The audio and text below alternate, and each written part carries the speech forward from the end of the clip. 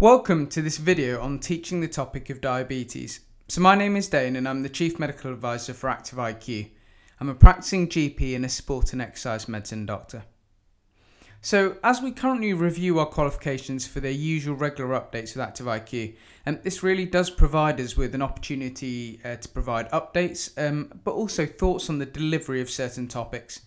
So given that diabetes has had a lot of press coverage recently, and also there have been many changes in the last few years, we thought this was probably an appropriate time to give a short update in terms of teaching the diabetes as a topic. So the plan really over the course of this video is to give you some ideas as a tutor around how to deliver diabetes as a topic, but also hopefully to give you the confidence in delivering diabetes. And we'll discuss both type 2 and also pre-diabetes. So as with all chronic diseases, firstly I'm a firm believer that it's important to give students a framework in which to really hang their learning on. And for me, these are the kind of key things that a provider should cover when delivering a condition. So let's look at each of them in turn. So firstly, the definition of a disease. If a student is unable to give us a definition of a disease, even just a simple one-liner, then they really don't understand it. So I think this is really a useful learning check for us as well. In terms of epidemiology, well, it's the usual stuff. Who gets it? Where in the world does it happen? What types of people are there? All of those kind of things come under epidemiology. And again, some of the challenges here with epidemiology for us really is around keeping current. Things get out of date very quickly, so some of it is going to be about signposting students so they can keep up to date on the topic, but also tutors as well. Every time we teach this topic, the slides or the manual may be set to the year that they were published, but you may want to check the latest facts so that you can give them to the students. In terms of risk factors, we want to understand what risk factors cause diabetes and how they contribute. In terms of pathophysiology, it's well, how does it go wrong? And really, we need to give students that extra little bit of detail that kind of colours their understanding rather than it's just high glucose type conversations. And then signs and symptoms. So signs are things we see and symptoms are things the patient tells us, so it's more subjective. And again, we need to clarify the differences there. And then finally, what sort of investigations are going to be done? What sort of treatments are going to take place? And also then, why exercise? So ultimately, this should be the learning structure really for any chronic disease, not just diabetes. So in terms of a definition for diabetes, the idea of this video is not to go through the whole of diabetes, but really pick out the key things that might be important in delivery. But I think this is probably a fair definition, isn't it? So it's due to reduced insulin and insulin resistance, and there's an abnormal metabolism of carbohydrates, so therefore the eventual end product is this elevated levels of glucose. But I think the most important thing when we talk about this is that it is predominantly insulin resistance, and really between the insulin resistance and the high glucose levels in the bloodstream, they contribute to a cascade of reactions and processes which leads to all the complications that you see with diabetes. But I think it's also important to say diabetes is a continuum, so varying levels of elevated glucose. And at a certain point we need to draw the line and call it diabetes. But before that line might be reached, we might call it pre-diabetes, or some countries call it impaired glucose intolerance. Therefore it depends on what you want to call it. But again, if you go lower than that in terms of glucose levels, then it might be considered a normal reading. So it's all a continuum. And those numbers that we call pre-diabetes or diabetes are constantly changing or evolving as we understand the disease better. Therefore, it's probably worth mentioning to students as well that actually pre-diabetes or impaired glucose tolerance isn't just a warning sign, but actually there are complications still occurring. There are higher glucose levels and all the usual macro and micro complications occurring, but just probably at a slower rate than someone who is actually diabetic. So in terms of epidemiology, well, facts and figures are constantly changing. And here's some key data at the moment. And again, the places I look at, if I just want to have a quick look, would be the WHO, so World Health Organization. Diabetes.co.uk is a well looked at resource, well regarded. So again, lots of different places you can have a look at.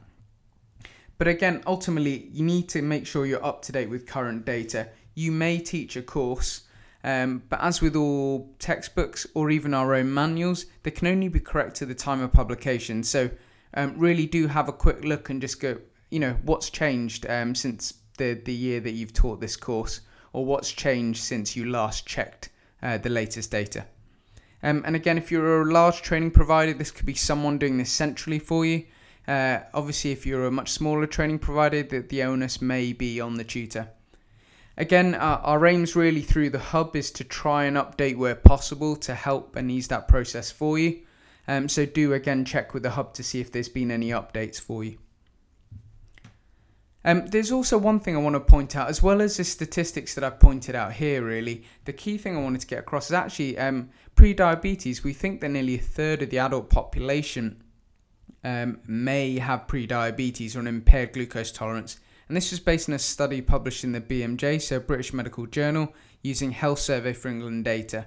And again, a worryingly high statistic. So this is a very relevant condition, and I think stats like this show you really the impact that this potential condition is going to have in the future for us, if not already today. So risk factors are numerous. Ultimately, there are many more than these. However, these 4 are considered the most common. Ultimately, the more you weigh, the older you are, and whether you have a family history can all play a part. Other factors such as dietary intake and choices, physical activity levels are all extremely important and contribute as well. So again, see the manual for a full list. And I always think we should discuss these in turn with students and get them to debate and discuss not just how these contribute, but what's the importance. So when we talk about BMI, generally the higher the BMI, the more likely someone is to get this insulin resistance and therefore type 2 diabetes. However, remember that even those with normal BMI may have more intra-abdominal adipose tissue or more lipids, particularly in places like their liver, which increase their risk of cardiometabolic diseases, including diabetes. Therefore, we must ensure really that we pick up those of normal weight who are at risk. And I think we need to get that across to students. It's not just the guy that's overweight that gets diabetes. It could be that person who is of normal weight who actually does have risk factors such as intra-abdominal adipose tissue that's high. Now remember, the more physically active you are, the earlier or more likely you're going to burn that intra-abdominal adipose tissue and therefore lower your risk, which is the whole fat and fit debate as well. But again, this is beyond the scope of this to go into some big detail, but I would really recommend that you have a look at this paper by Thomas. So the paper was entitled The Missing Risk, MRI and MRS Phenotyping of Abdominal Adiposity and Ectopic Fat. Now this is a fantastic paper and is a great starting point around this whole area. But again, it's in your further reading for you, so do have a look. And I think it's great to show students this picture. And in many of the level 4 courses I've taught, I get the students to read the paper itself, and then I put some thought-provoking questions up, usually one-line questions that hopefully start a debate. Some of them is, how good is BMI for assessing diabetes risk? When should we use waist? When should we use height? What's better? All of those kind of conversations. But really, this paper is quite a good starting point for those debates. So again, really recommend you have a look at that paper. So in terms of diabetes pathophysiology, now there's so many different ways of explaining this, so I'll just give you my explanation or analogy. And I think particularly with the students we deal with, we've got a wide range of capabilities, so I think analogies are important to ensure that those who may not pick it up as quickly have a way of retaining that information. So if you look at this image here that you will have seen in your manual as well, you've got obviously the cell membrane, and then you've got inside the cell at the bottom and outside the cell at the top. So for example, when glucose levels are high because you've just eaten, insulin is going to be produced from the beta cells of the pancreas, and the insulin is going to come and attach into insulin receptor, which is going to cause GLUT4 transporters, so proteins to come from inside the cell and translocates. They move to the outside and create these gateways or doors, which then allows the glucose into the cell. This then gets the glucose levels in the bloodstream down, and then the glucose can be used to create ATP and a range of other things that is required inside the cell. So that's the kind of quick update. Now for me, as many of you may already know from previous kind of webinars, I'm a big fan of analogies. So my analogy for this one is always that I think of bloodstreams as motorways and cells as like villages. So if you think about the UK or England, we're talking about, let's say, something like the M1 feeds a town. Let's call that town or cell York. So York has got a full set of walls around it, so let's call that the cell. So York, let's hypothetically say in this case, only gets fed by one road, and that's the M1 going directly into it. Now, if you eat, let's say, and you get high levels of glucose, which I try and use a kind of more light-hearted approach and call it Krispy Kremes in your bloodstream, then that means the sugars or the glucose is high in the bloodstream. Now, ultimately, we can stand on our castle wall and see that there is glucose outside, but we can't touch it. So the glucose outside the cell is high, but inside the cell there's none. So in order to get the glucose into the cell, we need to do one main thing. We need someone to produce a key that is going to fit into our lock and cause the gates to open. So insulin is a key made by the pancreas, fits into our lock, and that causes gates to be made inside the cell by joiners and then moved to the surface, so translocate to the surface and make the doors open. Once the doors are open, the Krispy Kremes or glucose can then come into the cell, and then all our reactions can occur.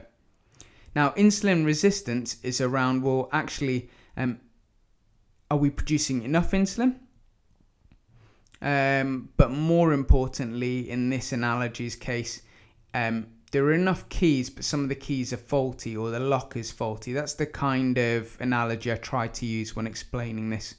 And ultimately, insulin resistance means that we get less GLUT4s translocating to the surface and less glucose coming in, which means more glucose staying high in the bloodstream. So there's so many different ways to take this analogy forwards, and I'm sure you could develop this to suit your own area. But being Yorkshire based, I quite like that analogy, and it works for me, I find. So again, see what you think, but I find that especially processes like this need colouring in. So the other thing to remember is that, if muscles contract, you can get glucose uptake via GLUT4 independent of insulin, so therefore without insulin. So there's a big push now with resistance training and cardiovascular, that actually the muscle contraction, doing resistance training, but also generally being physically active is important for insulin sensitivity. So just bear in mind these concepts as we move forward, and also how you're going to deliver these. Now remember, complications, in many complications can be split into two categories. They can be macro or micro. So macro means a big blood vessel, micro means a small blood vessel. And remember, we get cardiovascular changes that affect these vessels, causing us our problems. So here's just one example. So macro being a heart attack possibly, micro being retinopathy, so damage to the back of the eye. Again, if you look at the manual, it's got a full list of side effects or complications that can occur, but try and think about them. Are they macro or are they micro? And I find that an easy way to think about them. In terms of pathophysiology, well, due to high blood glucose, along with many other factors, there is what's called high systemic inflammation in the body. So there's multiple kind of causes for this, including things you may have heard of, so free radicals, plus many other mediated factors. And all of these together reduce protection to the endothelium and potentially cause damage to the endothelium, so the lining of the blood vessel, and also other aspects of the blood vessel. And all of this together really causes a speeding up of an atherosclerosis picture. So high levels of insulin, but also things like cortisol, also compound this problem further. So it's a complex area. Obviously, there's a limit to what our students need to be aware of for the purpose of the qualification, but it may be worth you just looking into this and making sure you're happy with how this occurs.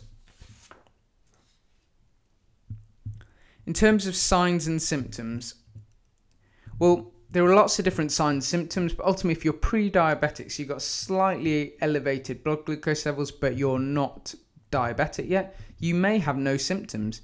A lot of pre-diabetes is picked up incidentally, or sometimes because they're starting to get mild symptoms and it's being picked up.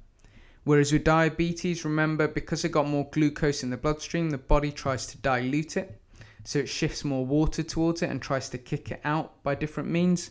So what we end up feeling is potentially tired, maybe we pass urine more often, maybe we feel more thirsty.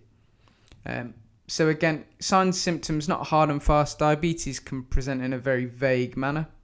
The sad, unfortunate thing is that by the time type 2 diabetes is presented, usually there's already complications, so damage, cardiovascular damage to the body already. So really, we need to try and prevent this where possible, and particularly in the guys who are pre-diabetic that we're picking up early, this is a great opportunity to change their behaviour and their lifestyle and hopefully prevent these complications. So remember, in terms of investigations, there's lots of investigations done. So HbA1c is just one part of it. But there are also many ways to test for diabetes. So remember, there is the fasting test, or the random test. There is also the oral glucose tolerance test, and there's also HbA1c. So there's lots of different ways of testing for it. HbA1c, remember, tells you the amount of glucose attached to red cells. And now remember, most red cells last for 120 days. So it tells you really about control of glucose over 120 days. Now, the higher the number, the more glucose was attached to that red cell. So there's cut-offs here shown. However, this is probably beyond the scope of what is required of our students, and the exact numbers will depend on your laboratory, your hospital, and your area. In my area, 42 to under 48 would be considered pre-diabetes, under 42 would be considered normal, and 48 and above would be considered diabetic. But remember, this has to be done in combination with symptoms. Numbers on their own usually aren't enough. If a patient is asymptomatic, then usually further tests are done. I usually like explaining HbA1c by asking students, well, how long does a red cell last? Because this is information they may know. And if they're not sure, I sometimes ask them things like, well, have any of you ever been altitude training or have heard about it? Well, how long do those changes last for? How long do red cells last for once you've increased them? And hopefully most people would say, somewhere between 2 and 3 months. And you start to pull on knowledge they already know, and I find that gets more engagement. So perhaps rather than telling them, try and use bits of information they may know to get them to where you want them to be. In terms of frequency and monitoring, it's given the higher risk of cardiovascular disease and all the macro and micro complications.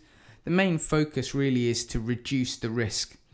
And in terms of doing that, we're going to have an aggressive management plan for lipids. This is usually done with statins. Remember that you can check your risk of getting cardiovascular disease in the next 10 years through a tool called the Q risk. So if you Google Q risk, you can type in your details and it will give you information about your risk.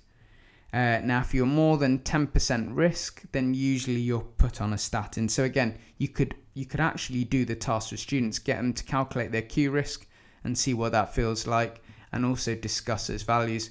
I quite like to get them to calculate their Q risk, but then tell them, well, imagine you're now 10 years older, you're a smoker, change a few variables and see how their risk changes.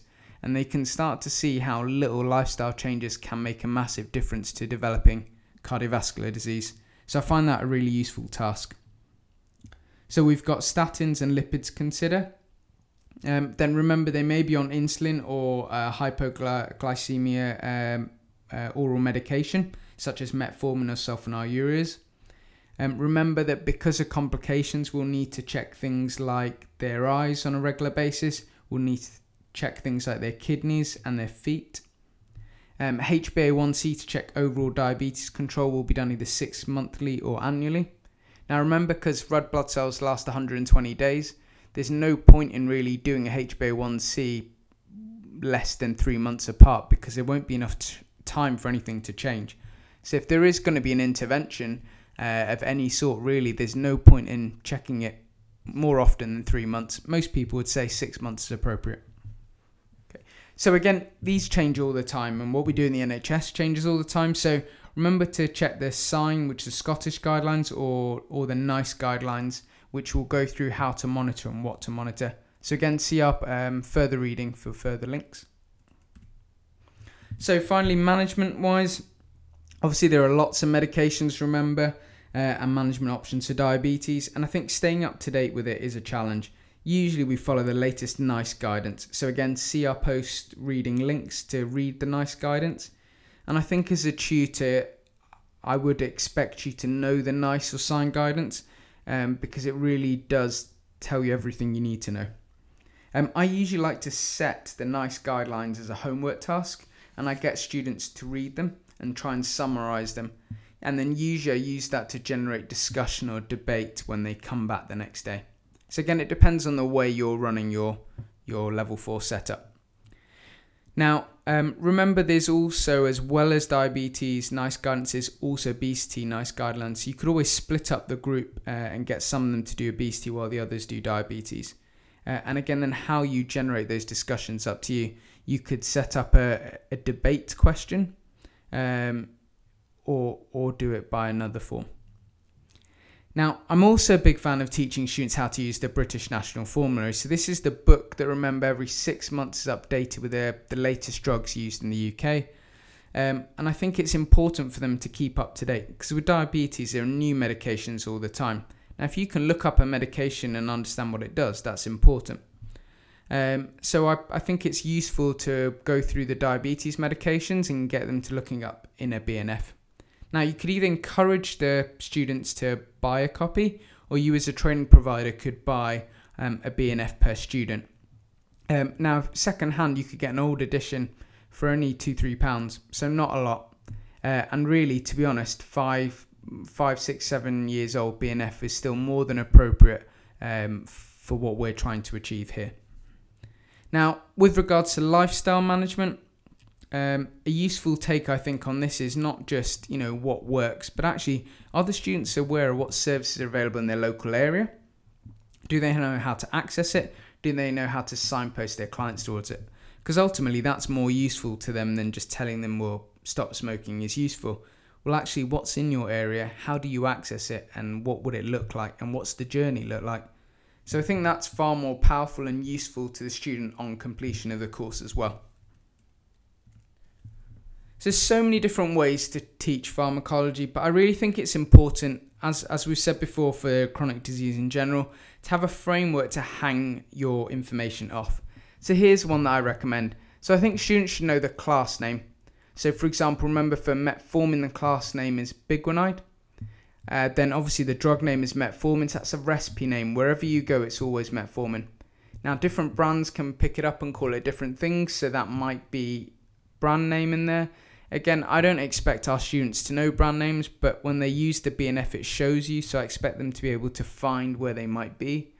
And also, for example, if a patient does use a brand name, that they can look it up in a BNF and work out what the actual drug was. Then action, how does it work? Not that it treats diabetes, because that's not appropriate. Well, metformin, how does it cause lower glucose levels? How does it work on the liver to stop gluconeogenesis? How does it improve insulin sensitivity? That's what we want in the action box.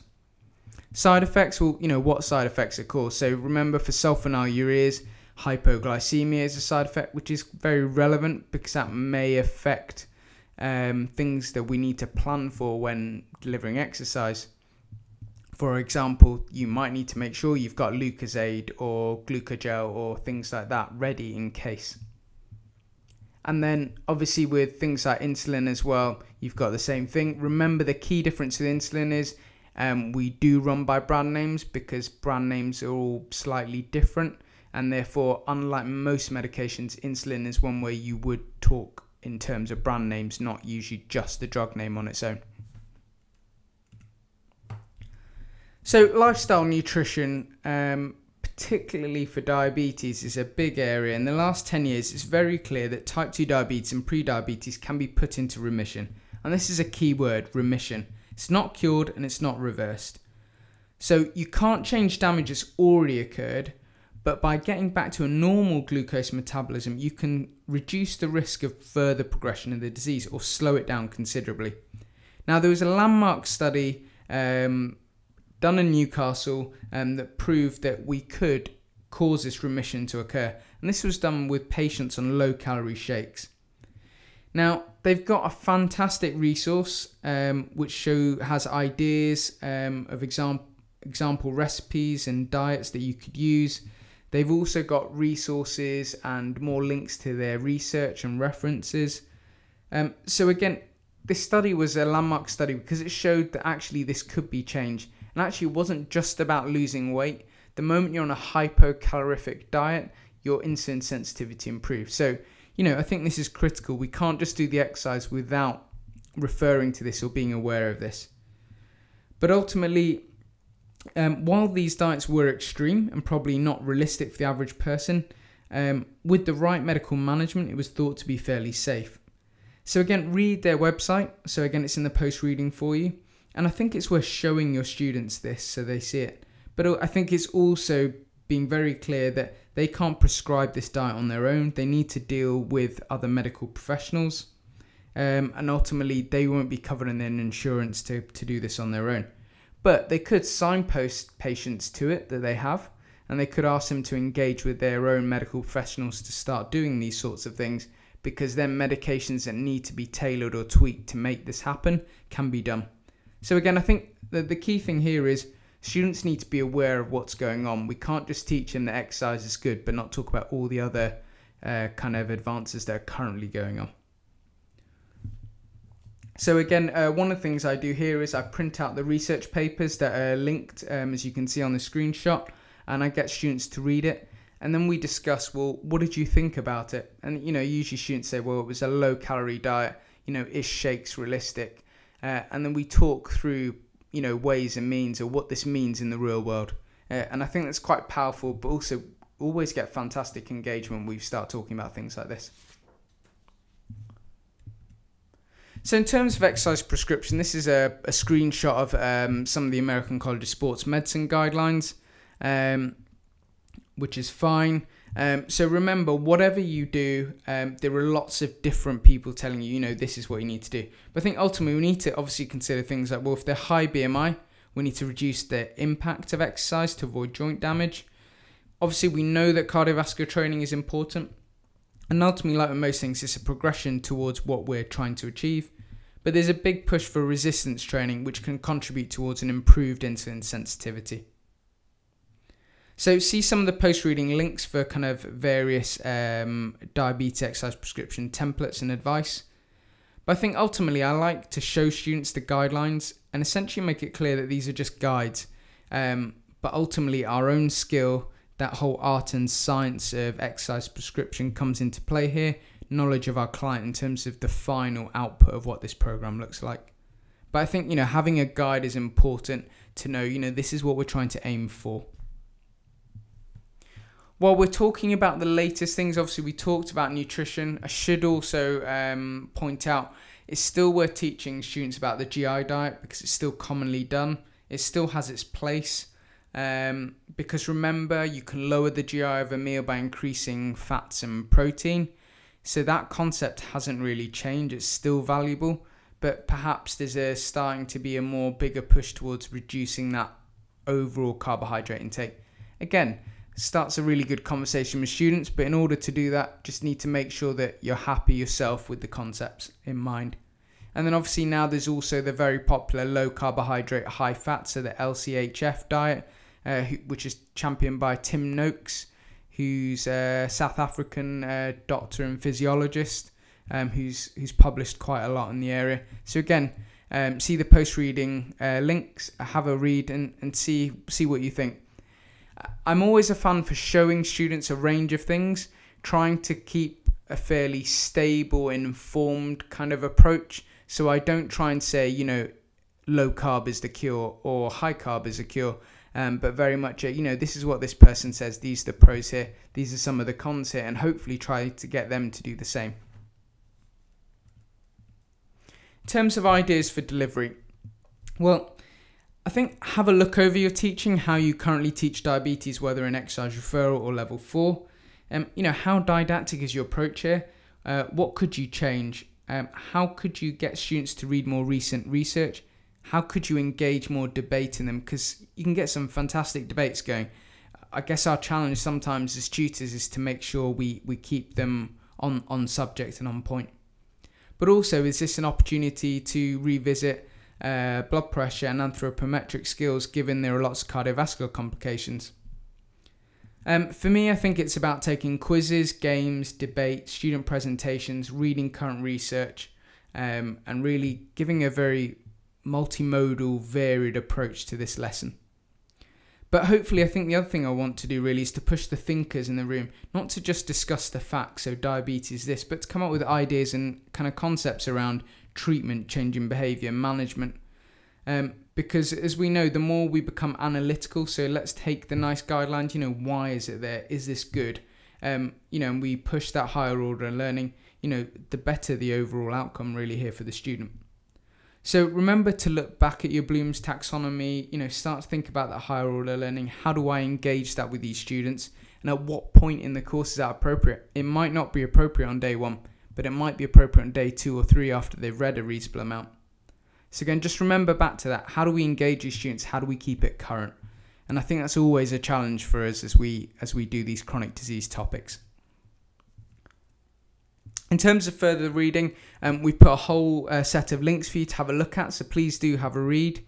Obviously, they were correct to the time of this video, and they can change with time. So if they're broken, do Google those links and have a look.